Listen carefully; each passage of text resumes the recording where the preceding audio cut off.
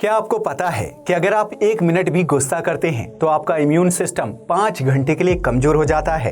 क्या आप जानते हैं कि दुनिया में एक ऐसा देश भी मौजूद है जहां पार्किंग की जगह ना होने पर ग्राहक को कार खरीदने की इजाजत नहीं दी जाती है? या फिर क्या आप ये जानते हैं कि अगर मोबाइल फोन को रात भर चार्ज किया जाए तो उसका क्या होगा? क्या आप उस शहर के बारे में जानते हैं जहां एक साथ 2 बच्चों या लोगों के नहाने पर पाबंदी है और इस नियम को तोड़ने पर जेल जाना पड़ सकता है?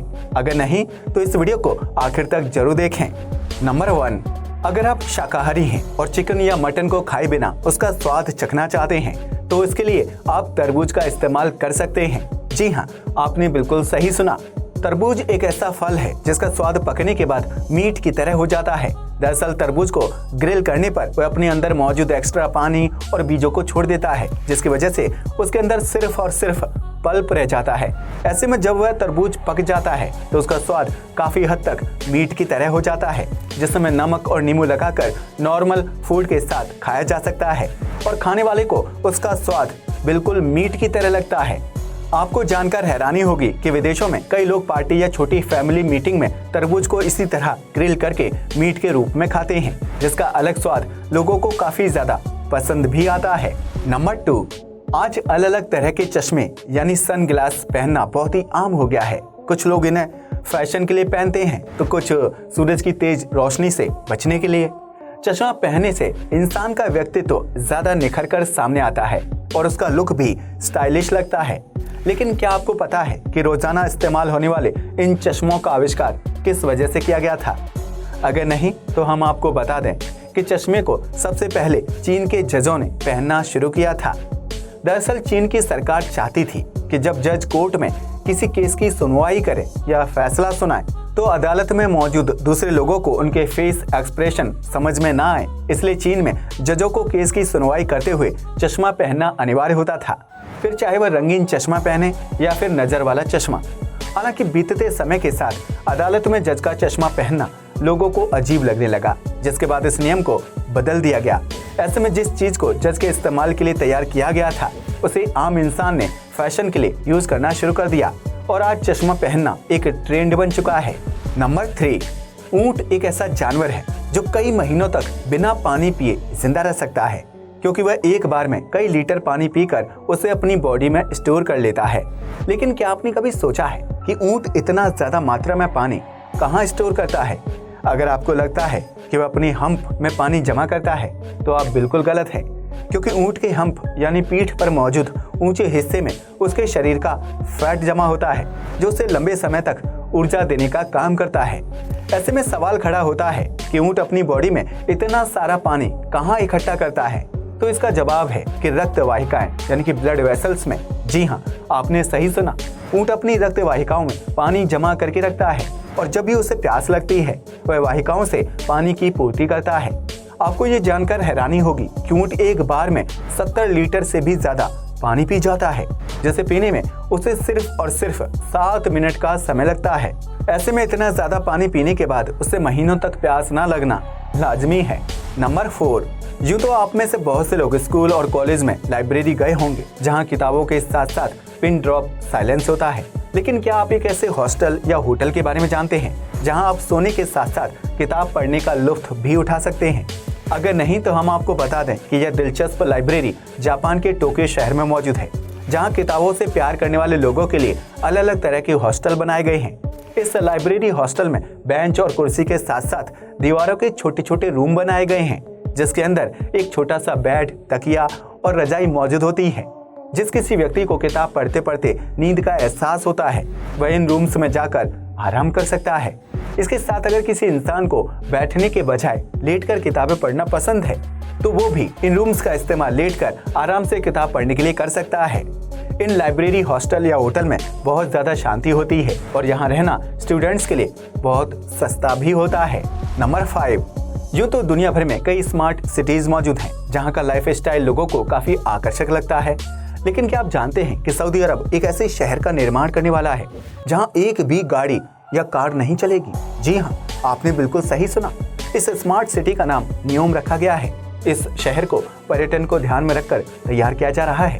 जहां सोलर पावर और हवाओं की मदद से बिजली समेत दूसरी जरूरी सुविधाओं को पूरा किया जाएगा। सऊदी सरकार न्योम शहर को पूरी तरह से रोबोट्स के जरिए चलाने का प्लान कर रही है, जिसमें सिक्योरिटी से लेकर होम डिलीवरी, केयर और हेल्थ से जुड़े काम इंसानों के बजाय रोबोट पूरा करेंगे। माना जा रहा है कि न्योम दुनिया की सबसे एडवांस स्मार्ट सिटी होगी, जिसका निर्माण कार्य साल 2025 तक पूरा हो जाएगा। इसके साथ ही इस शहर को बनाने में कम से कम $500 बिलियन की लागत आएगी, जिसके बाद पर्यटकों के लिए इस स्मार्ट सिटी को खोल दिया जाएगा। नंबर 6, आमतौर पर जब बच्चे छोटे होते हैं तो माता पिता अपना समय बचाने के लिए उन्हें एक साथ ही नहला दिया करते हैं। लेकिन अगर आप लॉस एंजलिस में रहते हैं तो वहाँ 2 बच्चों को एक साथ नहलाना आपको जेल की सलाखों के पीछे डाल सकता है। दरअसल लॉस एंजलिस में नहाने को लेकर एक खास तरह का नियम बनाया गया है, जिसके तहत एक ही बाथटब में बच्चों को एक साथ नहीं नहलाया जा सकता है। इसके अलावा इस शहर में कपल्स का भी एक साथ बाथ लेना सख्त मना है, वरना उन्हें जुर्माना भरना पड़ सकता है। दरअसल लॉस एंजलिस सरकार ने ये नियम लोगों की सेहत को ध्यान में रखकर बनाया है, क्योंकि एक ही पानी में नहाने से कीटाणु और संक्रमण फैलने का खतरा काफी ज्यादा होता है। नंबर 7, आपने कई बार सुना होगा कि गुस्सा करना इंसान की सेहत के लिए नुकसानदायक साबित होता है, लेकिन क्या आपने कभी सोचा है कि ऐसा क्यों कहा जाता है? दरअसल इसके पीछे बहुत ही दिलचस्प साइंटिफिक रीजन छिपा हुआ है, जिसकी वजह से इंसान को गुस्सा न करने की सलाह दी जाती है।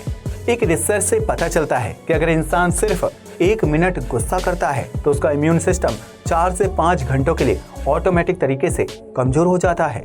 ऐसे में जिस दौरान इंसान का इम्यून सिस्टम कमजोर होता है, उसे संक्रमण और अन्य बीमारियां होने का खतरा बढ़ जाता है। अगर आप ज्यादा समय तक गुस्सा रहते हैं तो उसका बुरा असर इम्यून सिस्टम पर पूरे दिन पड़ता है। इसलिए गुस्सा करके अपनी बॉडी और इम्यूनिटी को कमजोर करने से बेहतर है कि आप योगा और ध्यान लगाकर खुद पर कंट्रोल रखने के लिए उपाय खोज लें।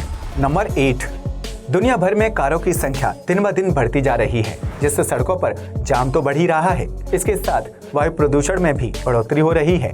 कार की खरीद को लेकर ज्यादातर देशों में किसी खास तरह का नियम कानून लागू नहीं किया गया है, लेकिन जापान इस मामले में थोड़ी अलग सोच रखता है। जापान के नागरिक कार तभी खरीद सकते हैं जब उनके पास उसे पार्क करने के लिए पार्किंग एरिया मौजूद हो। अगर किसी जापानी के घर में कार पार्किंग की जगह नहीं होती है तो उसे सरकार की तरफ से कार खरीदने की इजाजत भी नहीं दी जाती है। इस नियम के चलते ही जापान में कारों की बिक्री और खरीद पर अच्छा खासा फर्क देखने को मिलता है। वहाँ की सड़कों पर ना तो बहुत ज्यादा ट्रैफिक होता है और ना ही घरों के बाहर सड़कों पर कार इधर उधर किसी भी एंगल में खड़ी दिखाई देती है। कार की खरीद को लेकर भारत में भी इसी तरह के नियम को लागू करने की जरूरत है, ताकि सड़कों को गैर कानूनी पार्किंग के लिए इस्तेमाल ना किया जा सके। नंबर 9, वर्तमान में बारिश या धूप से बचने के लिए छाते का इस्तेमाल किया जाता है, जिसकी बाजार में कई तरह की किस्में मौजूद हैं। लेकिन क्या आप जानते हैं कि पुराने समय में छाते को सिर्फ महिलाओं की सुविधा के लिए तैयार किया गया था, ताकि वह तेज धूप और बारिश से खुद को सुरक्षित रख सके। उस दौर में पुरुषों को छाते का यूज करना पसंद नहीं था और वह छाते को पकड़कर चलना भी पसंद नहीं करते थे, क्योंकि उन्हें लगता था कि छाता महिलाओं के लिए बनाया गया है और इसके इस्तेमाल से पुरुषों की शान कम होती है। हालांकि बीतते समय के साथ छाते का यूज बहुत ही आम हो गया था, जिसके बाद महिलाओं से लेकर पुरुष और बच्चे भी इसका इस्तेमाल करने लगे थे। नंबर 10, कई लोग रात को सोते समय अपना मोबाइल फोन चार्ज पर लगाकर सो जाते हैं, जो दूसरे दिन सुबह तक पावर पॉइंट पर ही लगा रहता है। ऐसे में कई लोगों का मानना है कि रात भर मोबाइल फोन को चार्ज पर लगाने से उसकी बैटरी खराब हो जाती है या गर्म होने की वजह से ब्लास्ट हो जाती है। अगर आप भी ऐसा ही सोचते हैं तो आप एकदम गलत हैं। दरअसल आज के एडवांस स्मार्टफोन में लिथियम आयन से बनी बैटरी लगाई जाती है, जो 100% चार्ज होने के बाद एक्स्ट्रा पावर की सप्लाई लेना अपने आप बंद कर देती है। ऐसे में अगर आपका मोबाइल फोन रात भर भी चार्ज पर लगा रहता है तो वह फुल चार्ज होने के बाद एक्स्ट्रा बिजली नहीं लेता है। इस तरह मोबाइल फोन के हीट होकर ब्लास्ट होने का खतरा पूरी तरह से टल जाता है और आपका मोबाइल फोन भी बिल्कुल सुरक्षित रहता है। हालांकि आज से कुछ साल पहले जो टच मोबाइल फोन इस्तेमाल किए जाते थे उनमें अलग प्रकार की बैटरी लगाई जाती थी, इसलिए उन्हें ज्यादा या रात भर चार्ज करने की स्थिति में मोबाइल फोन ब्लास्ट होने का खतरा बना रहता था। लेकिन अब यह घटना ना के बराबर होती है। आज के लिए बस इतना ही। वीडियो पसंद आया तो इसे लाइक और शेयर करें। जय हिंद दोस्तों।